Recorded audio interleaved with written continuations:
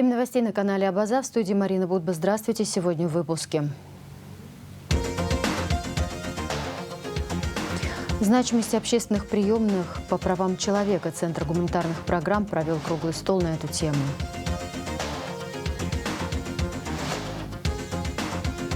История с грустной улыбкой. Презентация короткометражного фильма «Портрет» абхазского кинорежиссера Ибрагима Чкадуа. Рукописи Николая II, свидетельствующие о визите царя с семьей в Гагру в 1912 году. Конференция сохранения историко-документального наследия страны гарант безопасности национальных интересов.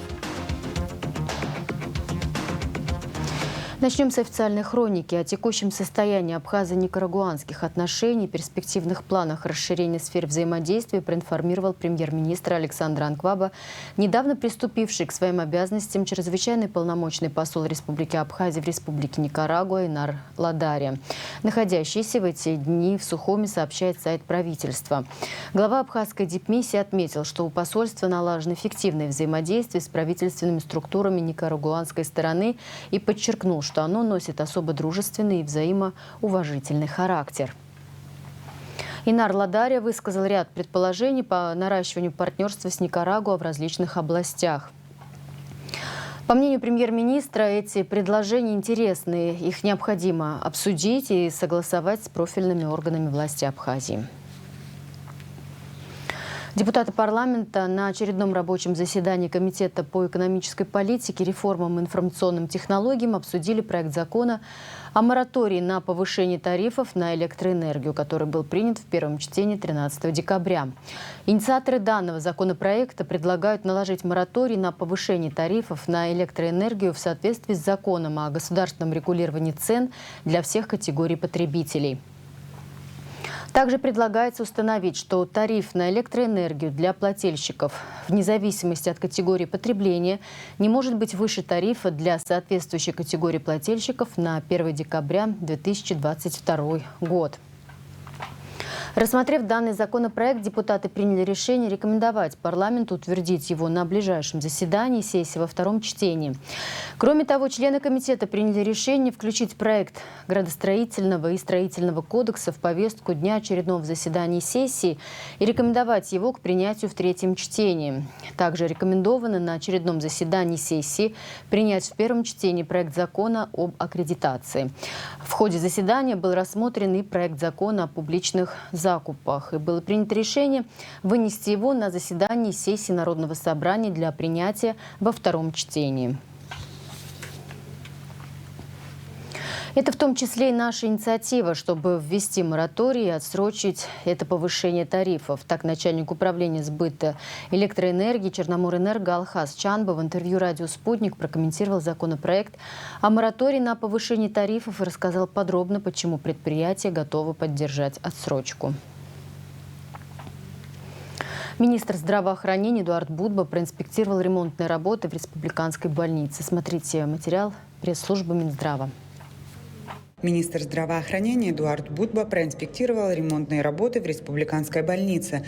На днях там завершили косметическую отделку в кабинетах, количество которых заметно увеличилось. Это сделано с целью более качественного диагностирования и амбулаторного лечения пациентов. Кроме того, полноценно функционирующая поликлиника позволит разгрузить врачей больницы и минимизировать посещение зоны стационарного лечения. Только недавно закончился ремонт в консультативной поликлинике. Были отремонтированы все кабинеты, которые нуждались в ремонте. Также проведены ремонтные работы в коридорах. У нас на сегодняшний день достаточно кабинетов для того, чтобы консультативная поликлиника вела полноценный, адекватный прием пациентов. У нас за день в поликлинику обращаются уже около 150 амбулаторных пациентов. Мы хотим перенести нагрузку со стационара в поликлиническое звено. Те пациенты, которые нуждаются в амбулаторном приеме, этот прием должен осуществляться в поликлинических условиях. Далее, если нужна госпитализация, врач определяет, будет госпитализация. Если человеку нужно лечиться амбулаторно, чтобы перераспределить грамотно потоки, вот Эрик Эдуардович говорил о том, что были отремонтированы помещения, и сегодня уже в спокойном режиме будет начинаться амбулаторный прием именно в профильных специалистов в поликлиническом отделении республиканской больницы. В В пользовании главного медучреждения страны 2 автономных дизельных генератора, обеспечивающих корпуса электроэнергией в случае перебоев в сети. Однако в ведомстве решили перестраховаться и при помощи Минздрава установят 3-й дизель. Он, к слову, будет мобильным и в случае надобности может обеспечивать другие медучреждения республики. Это очень важное направление. Почему мы с Эриком Эдуардовичем в этом направлении очень активно работаем? Потому что дизель-генератор на сегодняшний день мы его поставим на платформу, и он будет у нас мобильный дизель-генератор. Если в каком-то из наших лечебных учреждений или каких-то корпусов вследствие там перепада или нагрузки отключится электричество или будет какая-то там ситуация нестандартная, мы подкатим дизель-генератор, включим его, и у нас будет в круглосуточном режиме запасной дизель-генератор. Это очень важная такая составляющая и крайне необходимая на сегодняшний день. Поэтому были изысканы средства на ремонт вот этого дизеля. И насколько вот поговорили сейчас с мастером, дизель достаточно хорошего качества, фирмы Volvo двигатель, поэтому, я думаю, само себе говорит название фирмы. Все наши корпуса, которые будут необходимы в дополнительном питании, они будут обеспечены вот именно резервным дизель-генератором. У нас 2 дизель-генератора стоят, но это 3-й резервный, и не только для республиканской больницы, для наших лечебных учреждений по стране. Персонал больницы под руководством главврача активно приводит в порядок близлежащую территорию. Так, силами врачей разбили парк с деревьями. Ведется посадка кустов с целью озеленения клумб. Кроме того, установлены фонари освещения территории в ночное время. Уполномоченная по правам человека Асида Шакрил направила письма председателю Европейского парламента, президенту и членам Европейского совета, президенту Европейской комиссии в связи с тем, что Совет Европы принял окончательное решение о непризнании российских проездных документов, выданных посольством Российской Федерации на территории Абхазии. В обращении говорится о том, что абхазскую точку зрения в течение долгих 30 лет равнодушно не принимали в расчет, что приводило к одностороннему взгляду на конфликт, к несбалансированному отношению и к блокированию поиска его конструктивного и справедливого решения. Асида Шакрил выражает надежду на то, что Совет Европы сможет выйти из порочного круга дезинформации относительно природы и истории грузино-абхазского конфликта, который привел к несправедливому, бессрочному наказанию народа Абхазии. Центр гуманитарных программ провел круглый стол на тему значимости общественных приемных по правам человека. Сотрудники центра рассказали, с какими проблемами к ним приходят люди и с какими трудностями сталкиваются сами правозащитники. Подробности в репортаже Марианы Котовой. Более 8 тысяч человек приняли общественные приемные Центром гуманитарных программ с 2015 года. По самым разным вопросам обращаются жители Абхазии к правозащитникам. И чаще всего эти проблемы выходят за рамки юридических. Поэтому сотрудники ЦГП сотрудничают с различными общественными организациями, чтобы оказывать многостороннюю поддержку населению.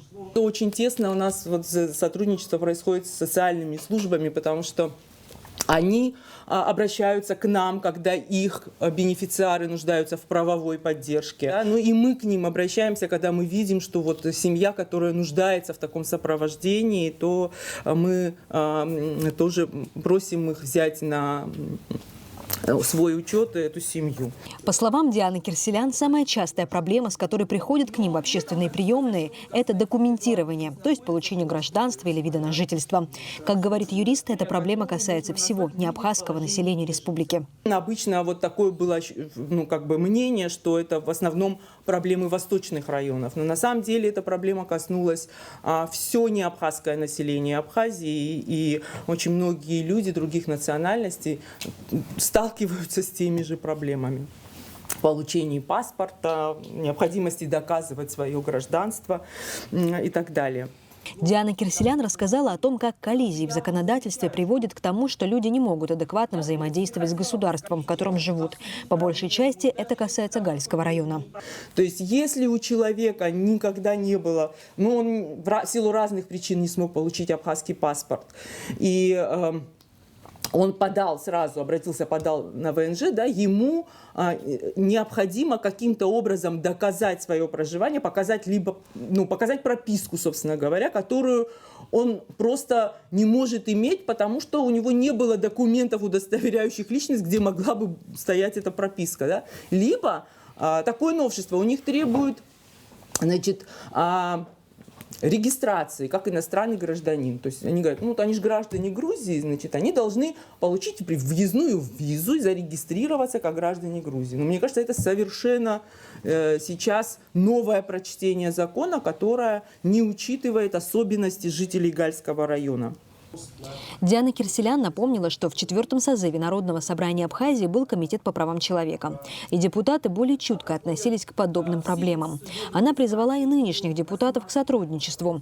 Ведь цель у правозащитников и у депутатов одна – сделать жизнь населения Абхазии проще и лучше. Вижу. И хотелось бы все-таки донести до депутатов парламента о том, что это очень важная сфера, и заручиться такой вот поддержкой, что ли, и пониманием того, что мы могли бы вместе какие-то вещи актуализировать и пытаться решать, что-то предлагать. У нас есть как бы такая экспертиза, такие возможности какие-то делать законодательные разработки, которые можно было бы потом в парламенте дальше рассматривать.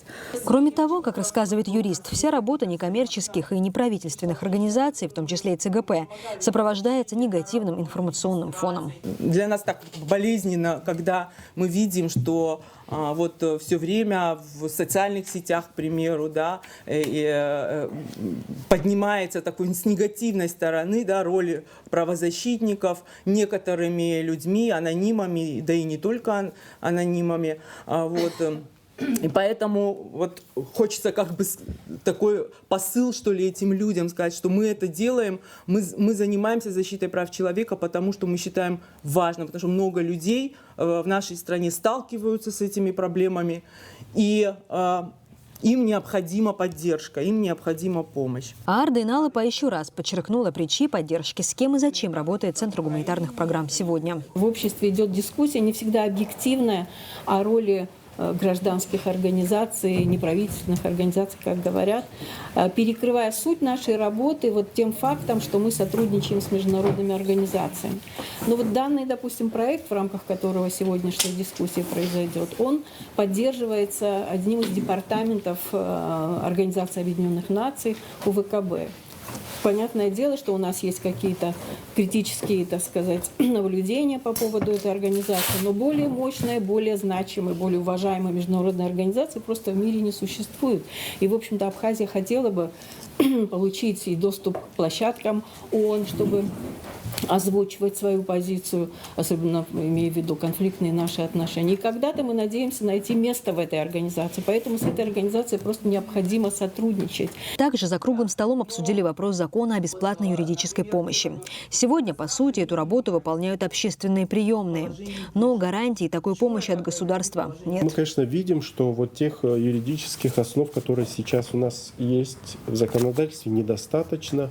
Но наша Конституция гарантирует каждому человеку право на государственную судебную защиту, но она не говорит о том, что эта гарантия касается возможности получения безвозмездных правовых услуг. Спрос на юридическую помощь, он значительно шире вот этого официального гарантированного предложения.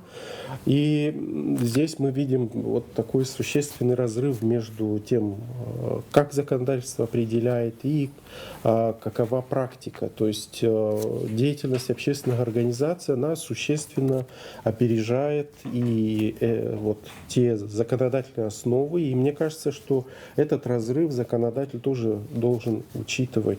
В дискуссии за круглым столом приняли участие правозащитники, чиновники, депутаты и общественные деятели. А цель – показать, насколько важна помощь населению в области прав человека, насколько она востребована и какие шаги нужно предпринять еще, чтобы помощь эта была максимально эффективна. Марьяна Котова, Инала Гухава, Абаза ТВ.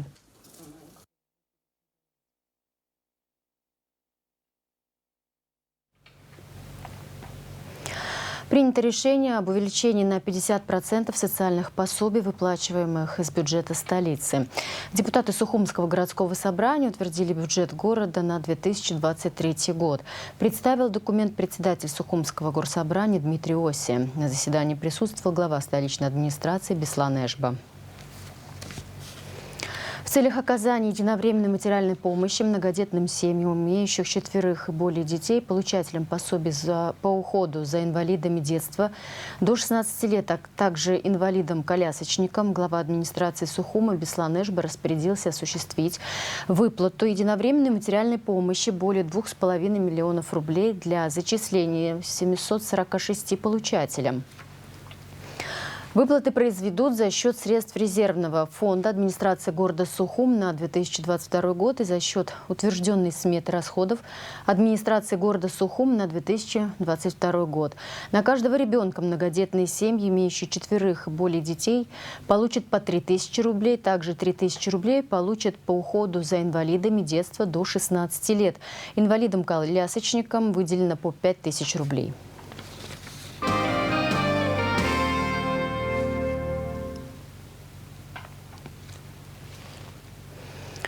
Второй национальный конкурс абхазских вин состоится 8 апреля 2023 года. Пресс-конференция Организационного комитета конкурса состоялась на площадке компании «Вины и воды Абхазии». В прошлом конкурсе участвовали 40 виноделов с малыми частными винодельнями, и они имели большой успех. Эту отрасль надо развивать, убеждены организаторы. В 2023 году, 8 апреля, пройдет второй национальный конкурс абхазских вин.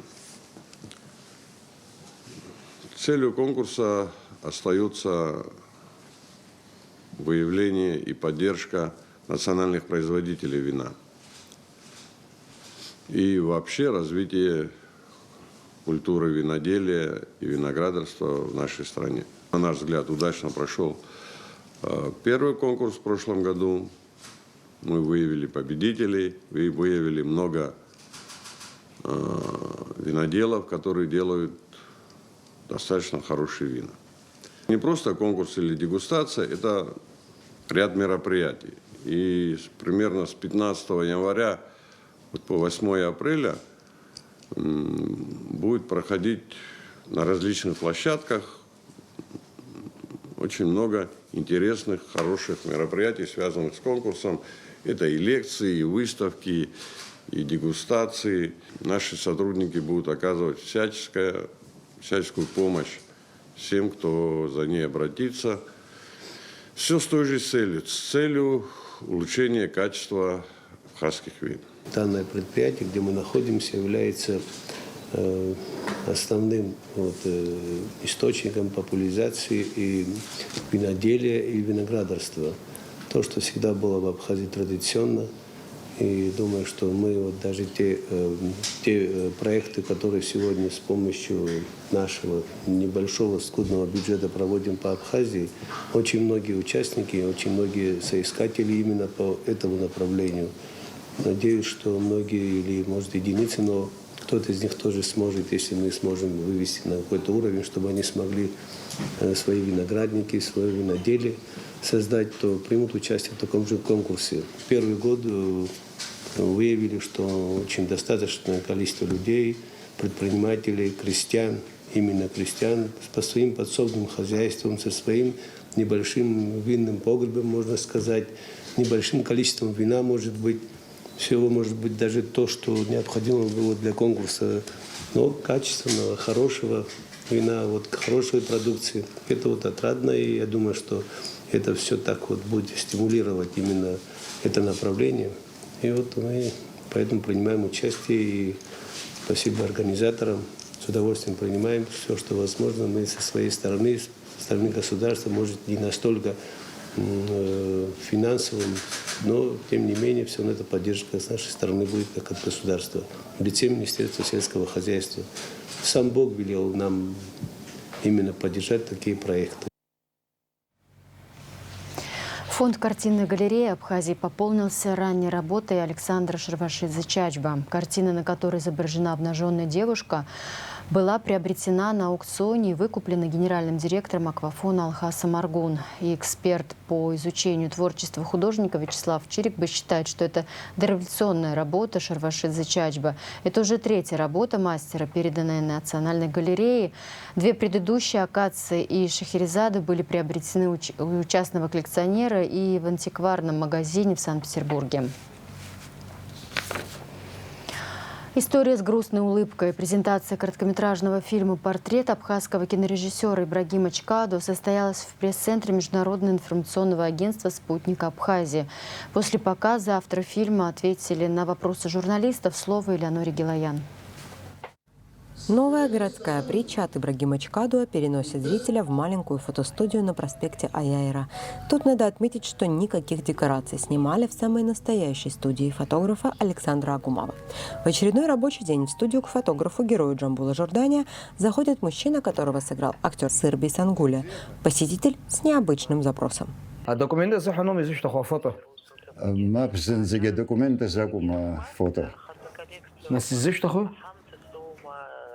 إيش بوس حري هاربس وإدارة ذكر زازكو فوتوغرافيو بسرس زنا إغلب زجراستي هي خدو فوتوغرافيا خارجية سري استخن يتسخرت سنرجوز بيا باتريت.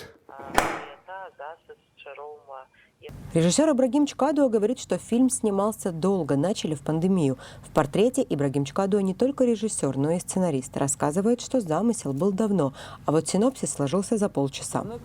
И вот этот антураж этой студии, такая уходящая натура, в городе почти таких мест уже не осталось. То есть и как-то всегда вот это думал, как это снять, под каким соусом снять. И потом, тема фотографов мне тоже близка, как вы понимаете. И такая вот притча, именно вот то, что тема смерти, и, так получилось, что в процессе, когда этот фильм задумывался, случился этот ковид, эта эпидемия, которая у нас случилась, очень много вокруг было таких трагедий семейных, и над этим смеяться, конечно, нельзя, но мне хотелось, чтобы людей надо как-то поддерживать, мне кажется, очень важно. При этом не придумывать историю вообще там с потолка. Я именно исходил из того, что у нас отношение к смерти такое, как у мексиканцев иногда немного есть, то есть ее и боятся, и уважают, и иногда смеются над ней, наверное, тоже из-за страха перед ней, это уже психологам говорить. То есть вот эти все ингредиенты в голове крутились, и как-то в один день вечером просто сел вот так вот, это очень редко бывает, и все вот так за полчаса, основная канва, я имею в виду, без деталей, и случилось. Но я сразу, честно говоря, видел Джамбула в главной роли, то есть мне было в этом смысле легко представлять, когда я делал фотографа. И исходя из своих каких-то тоже, своего опыта исходил тоже. «Портрет» — это история с грустной улыбкой. В ней рассуждают на тему смерти, любви. И все это на абхазском языке. Абхазском во всех смыслах этого слова. Когда Ибрагим написал такой рассказ притчи, я просто сидел, как обычно, у себя на работе, что-то там сочинял в театре. И он прислал мне по электронке, почитай, говорит, просто почитай. И я прочитал эту притчу, она была настолько тонкая, это же не был сценарий, это был просто рассказ о том, что один человек пришел, чтобы сделать фотографию свою посмертную. И ради чего это происходит, когда ты до конца доходишь и понимаешь, что это настолько тонко и настолько трогательно, что сегодня мы этих чувств боимся.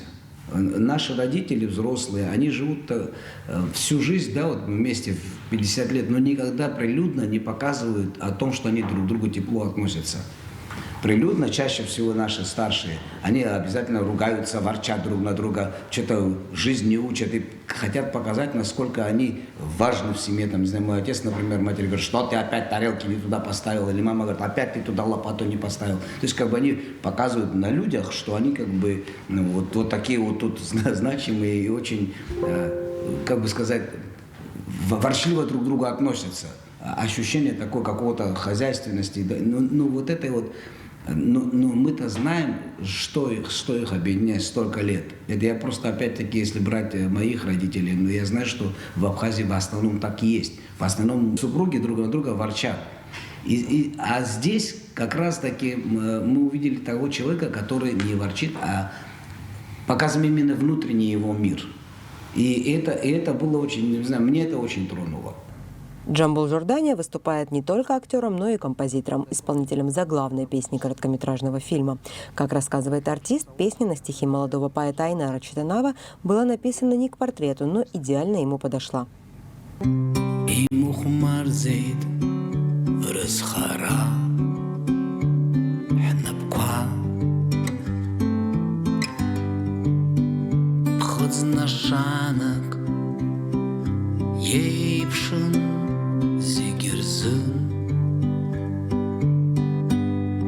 Кинокартина была снята благодаря финансовой поддержке компании «Аквафон». Мы очень рады быть причастным к этому проекту. Каждая работа, мы считаем, что Ибрагима имеет живой отклик у нашего зрителя. И все его фильмы направлены на обогащение нашей повседневной жизни. Да, фильм, на мой взгляд, он трогательный, душевный, спокойный, но в этом фильме также я считаю, что вот концовка фильма позитивная. Концовка все-таки нам дает надежду на светлое будущее. Нам всегда комфортно работать с Ибрагимом. Он всегда выдает качественный продукт. Мы рады этому сотрудничеству. Короткометражный фильм будет показан в эфире нашего телеканала Абаза ТВ, а позже загружен в YouTube, чтобы историю одного портрета могли узнать далеко за пределами нашей страны. Элеонора Гилаян, Сасрыку Агуха, Абаза ТВ. Фильм «Портрет» смотрите в нашем сегодняшнем эфире. Рукопись из дневника Николая II, свидетельствующая о визите царя с семьей в Гагру в 1912 году, презентовали участники Международного молодежного исторического форума «История и архивы. Межгосударственное измерение». Конференция под названием «Сохранение историко-документального наследия страны. Гарант безопасности национальных интересов» прошла в медиацентре МИД Абхазии. В ней приняли участие депутаты парламента, историки, ученые, сотрудники учреждений культуры и районных администраций. Подробнее Надежда Боровикова. Восстановление историко-документального наследия Абхазии, уничтоженного войсками Госсовета в ходе Отечественной войны народа Абхазии, одна из главных задач, которая стоит перед государством сегодня, уверены участники Международного молодежного исторического форума «История и архивы. Межгосударственное измерение». Свой вклад они вносят тем, что находят документы, связанные с Абхазией, в архивах Российской Федерации. Форум создан в 2016 году выпускницей Российского государственного гуманитарного университета Миланой Бжане при поддержке Народного собрания и Государственного архивного управления Абхазии. Сегодня мы презентуем архивный документ из фонда 601 Государственного архива Российской Федерации. Это отрывок из личного дневника Николая II, последнего российского императора, который оставил запись о своем прибытии с семьей в городе Гагры в 1912 году по приглашению принца Ольденбургского. Данный документ впервые представлен в Абхазии, и мы передаем на хранение Государственный архив Республики Абхазия. Начальник Государственного архивного управления Роман Гвинджия рассказал о том, что представители военной полиции Грузии здание архива сжигали дважды. После первого поджога местные жители стали тушить четырехэтажное здание. Тогда военные вернулись, снова подожгли здание и автоматными очередями разогнали людей. Не дали тушить, вспоминает Роман Гвинджия. Все последующие 30 лет архивное управление работает в попытке восстановить утраченные тогда документы. Очень большую работу проводят Милана Бжани, Анастасия Князева, ее коллеги, которые выявляют документы по истории Абхазии в архивах Российской Федерации. И несколько уже документов нам переданы, в основном это из ГАРФа, Государственный архив Российской Федерации, за что, конечно, огромная вам благодарность. И по поводу вот именно сегодняшних документов, которые вы выявили, вы все знаете, что, мы все знаем, что император российский был в Абхазии. Есть фотографии, но документов, подтверждающих этого, не было. Это вот первые документы, которые выявлены в этом архиве, за что вам огромная благодарность. Это большая очень большая работа. С презентацией нового исторического документа участников форума поздравили представитель СГБ Даниил Аршба, депутат парламента Дмитрий Маршаня, директор Дома Москвы Александр Бегвава, замглавы администрации Гагарского района Хана Гунба. Всем гостям и участникам конференции передали в дар копию записей Николая II о его приезде в Гагру. Кандидат исторических наук, заведующий кафедрой истории России и зарубежных стран АГУ Резо Кация рассказал, что его отца назвали в честь Николая II, потому что он родился в день приезда императора в Абхазию. К этой встрече был приглашен Таташ Маршанья со своей семьей. Дело в том, что дочка Таташа Маршанья была воспитанницей моей бабушки. Такуна Матуа воспитывала ее.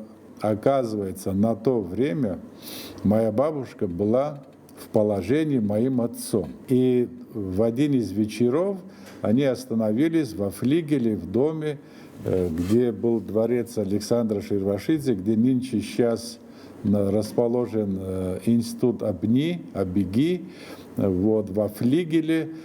Князья там в большом зале, значит, честно ужинали, по всей видимости, в ожидании этого значительного события. Вот. И в это время раздались выстрелы со двора. Ну, кого-то послали узнать, что там происходит. Тот возвращается с улыбкой и говорит: мальчик родился, говорит, выстрелы по случаю рождения мальчика. О, кто, как, чего. В общем, объяснили, что это, значит, Таташа Маршанья, дочь воспитанница. И тут же они решили, по крайней мере, легенда так семейная так гласит, назвать этого родившегося мальчика Николаем. Вот мое отчество оттуда произошло. Слова благодарности и поддержки в адрес участников Международного молодежного исторического форума прозвучали от члена правления Московской абхазской диаспоры Инны Барчан, юриста отдела законопроектной деятельности парламента Адицы Цикутания и заместителя директора Госмузея боевой славы имени Владислава Ардзенба Николая Медвенского. Историк Давид Канделаки подчеркнул, что документы и фотографии – это бесценные памятники эпохи, и призвал молодежь записывать и хранить новейшую историю Абхазии. Вы знаете, вот в своей собственной практике, как часто мне приходится сталкиваться с отсутствием какого-то материала. Нередко, я помню, я обращался к своим коллегам, своим учителям и спрашивал: а где находится этот материал? И мне отвечали: Давид, он когда-то был в Абни, его сожгли. Или он когда-то был в архиве, его сожгли. То есть я сам на себе это ощутил. Ну, это очевидно, да? И подобные действия, которые осуществляют по поиску, значит, архивных материалов, это колоссальная информация. Она очень важна, и это очень важное дело, это тоже, конечно, очевидно. Ребята, пишите, фиксируйте материал, оставляйте его на бумаге. Пусть это будет история даже вашего родного дома или вашей улочки, или просто соседская повседневность.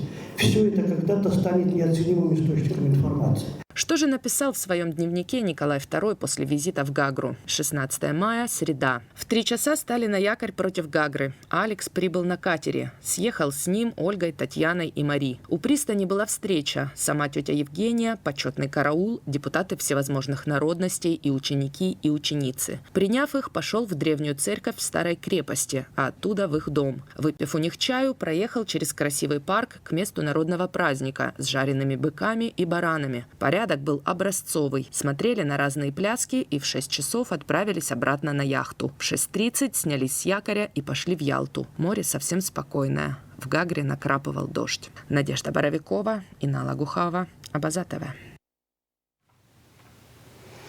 В этом году в Абхазском государственном университете был открыт Центр абхазо-адыгской филологии имени Владимира Анкваб. Его цель – укрепление и развитие братских взаимоотношений через сотрудничество в области науки, образования и молодежного взаимодействия. Подробности в видеоматериале руководителя отдела информации и медиакоммуникации АГУ Алхас Ачхамалия.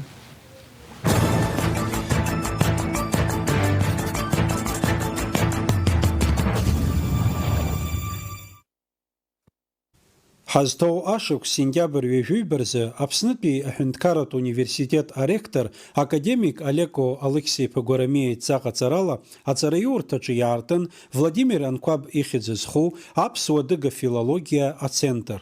Аамҭа кьаҿк иалагӡаны уи аԥшьгарала имҩаԥыргахьоу ауснагӡатәқәеи аԥхьаҟатәи аусура аплани ирылацәажәеит иахьа Аԥснытәи аҳәынҭқарратә университет афилологиатә факультет аҟны. Аԥсуа дыга филологиатә центр ҳәа аартра зыдҳәалоу аԥхьаргыланы Аҩада Кавказ еиҳареи ҳаимадара изкуп.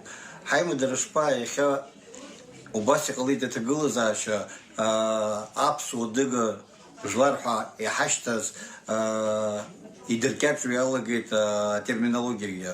Аԥсуа дыга жәлар ҳаҳҳәозгьы гәыԥ ҳамоуп ҳәа. Иахьа аԥсуа аганахь иааныжьа дыга ҟабарда черкес жәлар ргәыԥ иашьҭало иалагеит. Иаҳбаз аконференциақәа рҟны абри нааба ҳара ҳааидтәылан иҳаӡбеит ҳаимадазарц Аҩадатәи Кавкази ҳареи. Иазгәаҭатәуп ацентр анаадырт ашьҭахь аиԥш зеиԥшу аиҿкаарақәа рҟны аимадарақәа рышьақәыргыларазы ауниверситет ахаҭарнакцәа Нхыҵ Кавказ ареспубликақәа рахь рныҟәарақәа шеиҿкааз. Насгьы ишрылахәыз еиуеиԥшым аусмҩаԥгатәқәа.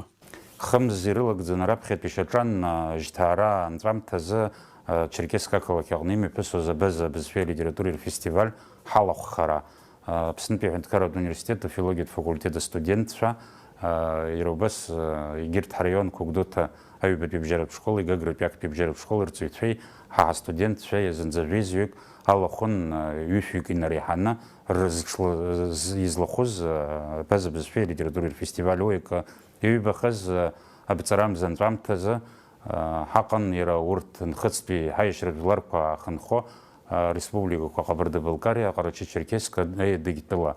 Уаҟагьы имҩаԥысуаз еиуеиԥшым аусмҩаԥгатәқәа, зынӡа жәаҩа аусмҩаԥгатәы аконференциақәа аиԥыларақәа уҳәа ахахапкы хадала дара убарҭ ауниверситетқәа атәылақәа рҿы рҳәынҭқарратә университетқәа рҟны иаԥҵоу ацентрқәа ҳаҳцентр иашьашәалоу ахықәкы змоу ацентрқәеи ҳареи анаҩстәи ҳаимадара, анаҩстәи ҳусеицура иазкны аицәажәарақәа рымҩаԥгара акәын.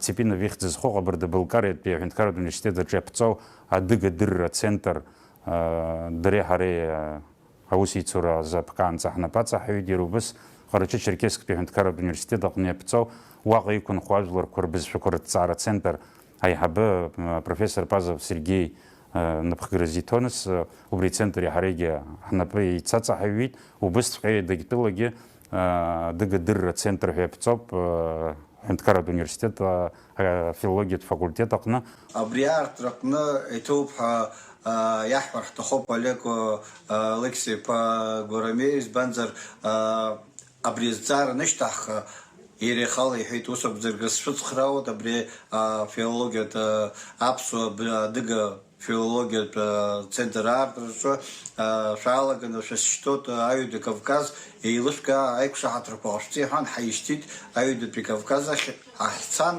ҳнапаҵаҩнаҳаит, иааҳгеит аиқәшаҳаҭрақәа аус ицаауарц азыҳәан.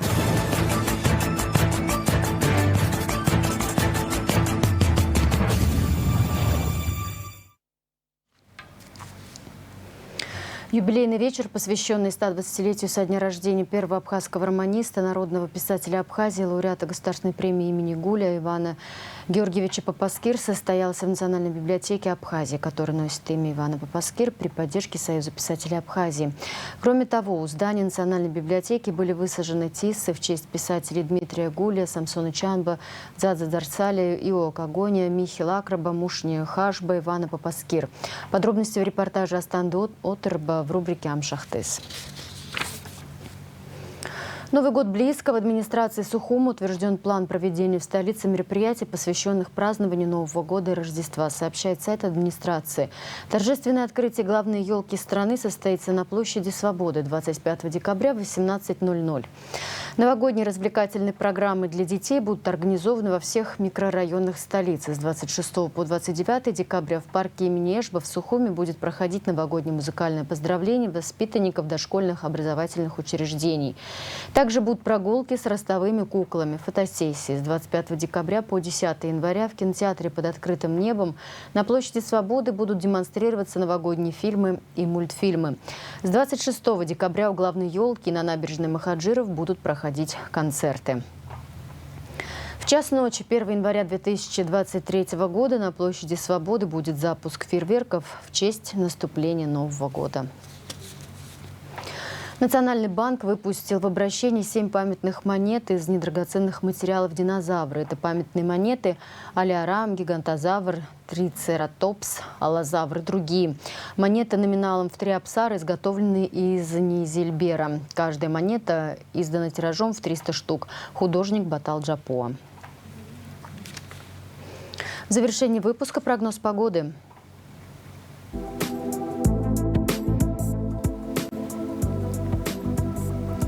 В пятницу 23 декабря в Абхазии небольшая облачность без осадков. Атмосферное давление в норме. Температура воздуха ночью +3, +8, днем 9-14.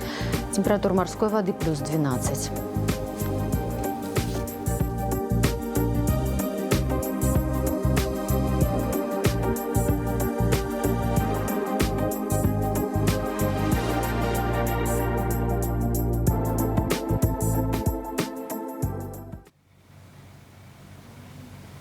На этом пока все. За развитием событий следите вместе с нами. До встречи.